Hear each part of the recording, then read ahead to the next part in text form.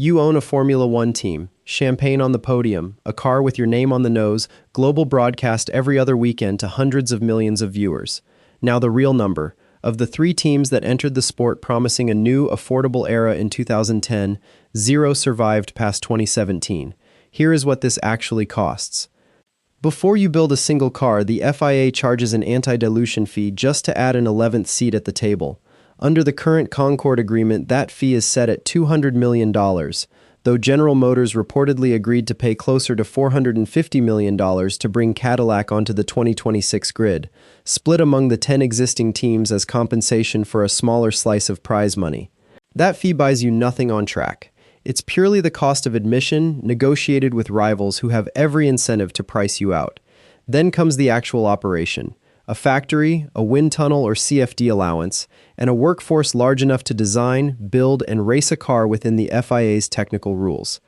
Even before spending a dollar on development, you're bound by the season's cost cap, $135 million for 2024 and 2025, meaning your entire first year of racing has to fit inside that number by regulation, not by choice.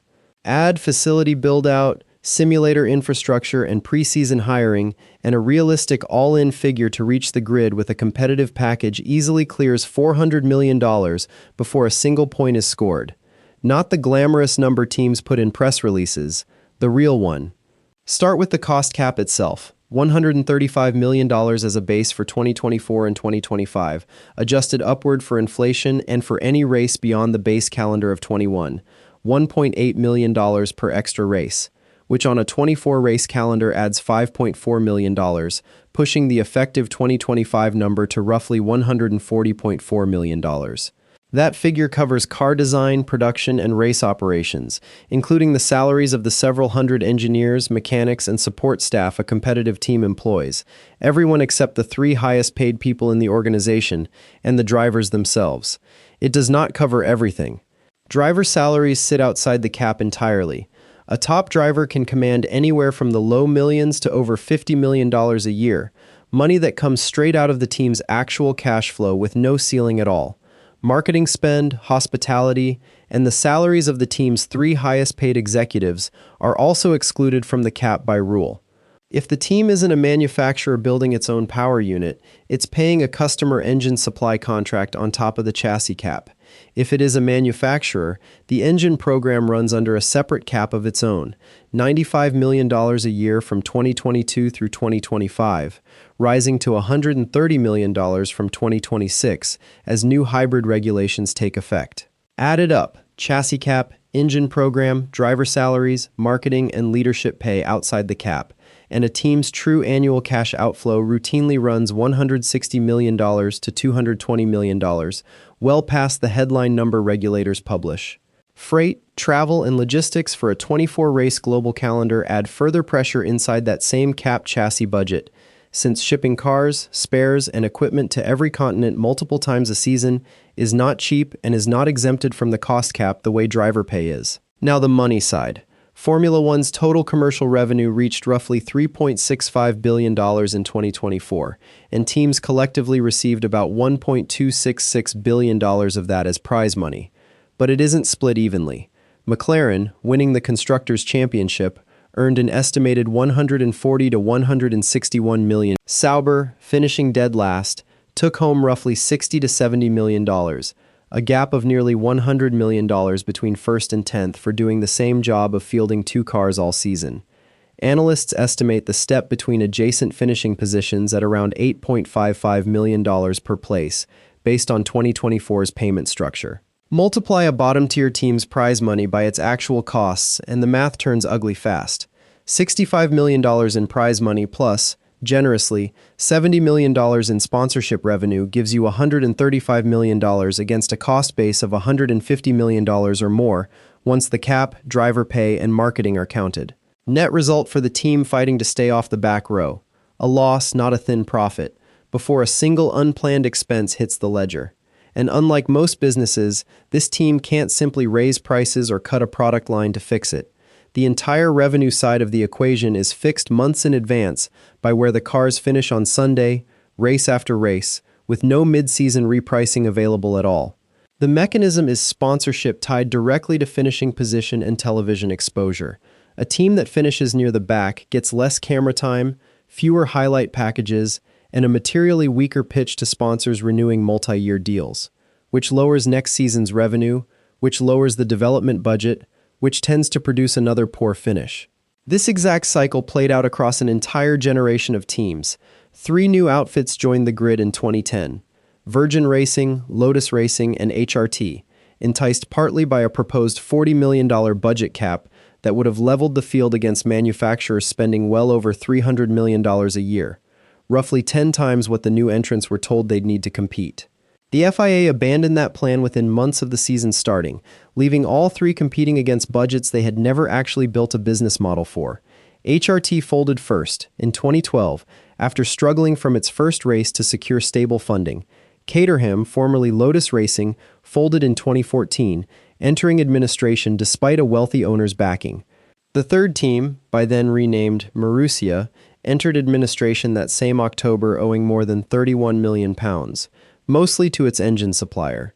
None of the 3 2010 entrants were still on the grid by 2017, a complete wipeout of an entire cohort of new teams, all lured in under a financial promise the sport's own governing body didn't keep. Marussia entered F1 in 2010 as Virgin Racing, was renamed after a Russian investor took a controlling stake in 2012, and by 2014 had climbed past its fellow 2010 entrants to become a genuine backmarker success story, regularly outqualifying and outracing Caterham despite a fraction of the budget of the teams above it. At the 2014 Monaco Grand Prix, driver Jules Bianchi finished 9th, scoring the team's first and only championship point. Its high-water mark celebrated inside the team as proof the model could work. Months later, Bianchi suffered a catastrophic crash at the Japanese Grand Prix, and almost simultaneously the team's finances collapsed. Marussia entered administration on October 27, 2014, owing more than £31 million primarily to Ferrari for engine supply. Energy entrepreneur Stephen Fitzpatrick bought and rebranded the team as Manor for the 2015 season, racing largely on a modified prior year chassis. Manor finished last in the Constructors' Championship in both 2015 and 2016, which under the sport's payment structure locked it into the smallest available prize money share 2 years running. By January 2017, with no new investor found, the team entered administration again. Administrators recorded roughly £3 million owed to creditors against just £1.62 million in cash and £2.47 million in total assets. The team formally withdrew from the 2017 season in March, ending F1's entire 2010 new team experiment at 0 survivors out of 3. This was not bad management. The team scored points, kept racing through 2 administrations, rebranded, changed owners, and still couldn't escape a structure where finishing last permanently caps your revenue below your fixed costs. Talent and effort were never the missing ingredient. Cash flow was. Here's a cost that never shows up in a startup projection. Cost cap compliance overhead counts against the same capped budget it exists to police. The FIA's financial regulations explicitly require every team to fund a dedicated compliance function, accountants and reporting staff who track every dollar against the $135 million ceiling, and that staffing cost is itself inside the cap, not on top of it.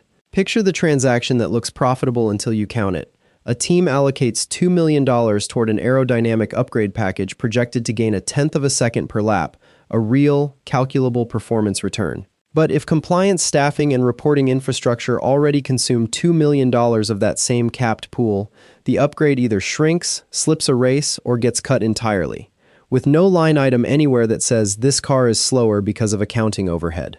The cost is real.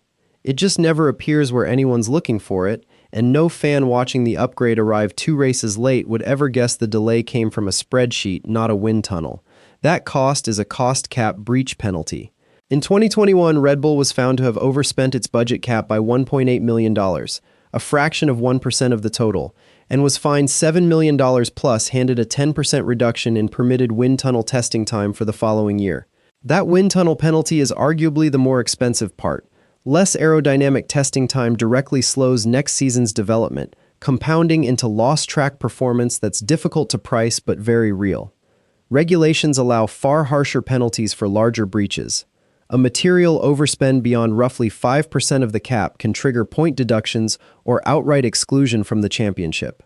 A single accounting misclassification, caught in an annual FIA audit, can cost a team millions in fines, a full season of reduced development capacity, and in a severe case, its entire championship standing, all from one clerical dispute over how a cost was categorized.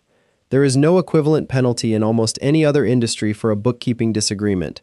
In Formula One, it can directly slow the product itself. Scale still helps in specific ways.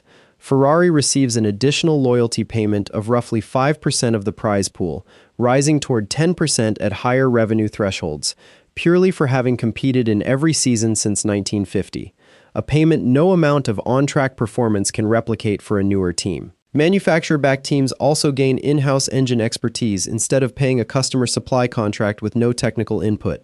But scale makes other things dramatically harder under a hard cap. A team that built its workforce during the pre-2021 uncapped era now has to fit that same headcount inside a fixed ceiling. Mercedes and Ferrari both cut hundreds of jobs to comply when the cap arrived. Because a bigger factory and a bigger payroll no longer buys a bigger budget, it just eats a fixed one faster. At a certain size, the sport stops rewarding whoever spends the most and starts rewarding whoever extracts the most performance per cap dollar, a completely different discipline than the one that built Formula One for 70 years, and one that punishes legacy infrastructure almost as much as it punishes a shoestring budget. Optimistic. A midfield team spends its full $141 million cost cap efficiently, pays $12 million combined for 2 drivers and $8 million in non-cap marketing and leadership costs, for total spend of $161 million. It finishes 6th in the Constructors' Championship, earning an estimated $95 million in prize money, plus $75 million in sponsorship revenue, for total revenue of $170 million. Net profit, roughly $9 million. Thin, but real, on $170 million of throughput, and enough to justify another year of investment from ownership. Realistic. Same team, same season. The primary title sponsor exits mid-year after a slow start, cutting $20 million from revenue. An FIA audit finds a $2 million cost classification error, the same category of dispute that cost Red Bull $7 million in 2021, triggering a fine and a wind tunnel time reduction that adds an estimated $5 million to next year's development bill just to offset. A power unit failure during a race weekend costs $3 million in unbudgeted replacement parts, still counted against the same capped budget. Recalculate. Revenue falls to $150 million. Effective costs rise to $166 million once the fine and offsetting development spend are counted. Net result, a loss of roughly $16 million, a $25 million swing from the optimistic case. Without losing a single race, the team was actually favored to win. The difference between those two scenarios is 1 lost sponsor, 1 compliance fine, and 1 mechanical failure. None of these are exotic disasters. All 3 happen to someone on this grid nearly every season. Every team that entered F1 promising an affordable new era in 2010 is gone, a 0% survival rate across 7 years for that entire generation of entrants. The documented cause across HRT, Caterham, and Marussia Manor alike was never driver or engineering talent. It was structural, a promised cost cap that was withdrawn, and a prize money formula that locks a poor finish into a smaller budget the following year, compounding rather than correcting the gap. Since the current hard cost cap took effect in 2021, every team on the grid has stayed solvent, a genuine structural improvement over the pre-cap era. But staying solvent and turning a real profit are 2 very different bars to clear, and 5 habits separate the ones now thriving from the ones merely surviving. They secure manufacturer power unit backing or genuine work status rather than a pure cash-only customer deal, trading some independence for technical support that doesn't disappear when a sponsor's marketing budget gets cut. They build multi-year sponsorship portfolios instead of depending on one dominant title partner who can exit after a bad start. They fund cost cap compliance as a standing function from day one, not as a reaction to an FIA audit letter. They keep non-cap spending, driver pay, marketing, executive salaries, disciplined even though no regulation forces them to. And they hold a cash reserve sized for a lost sponsor or a compliance fine, not just for a slow off-season. That champagne on the podium is paid for by a business where the sport's own $1.266 billion prize pool leaves nearly $100 million between first place and last, and where every team that bet on a promised cost cap in 2010 was gone within 7 years. Your finishing position, not your engineering, decides whether you turn a profit. And the sport's own regulations, from the anti-dilution fee to the compliance overhead buried inside the cost cap, make sure that stays true even for the teams that get everything else right. Subscribe for the next breakdown in this series.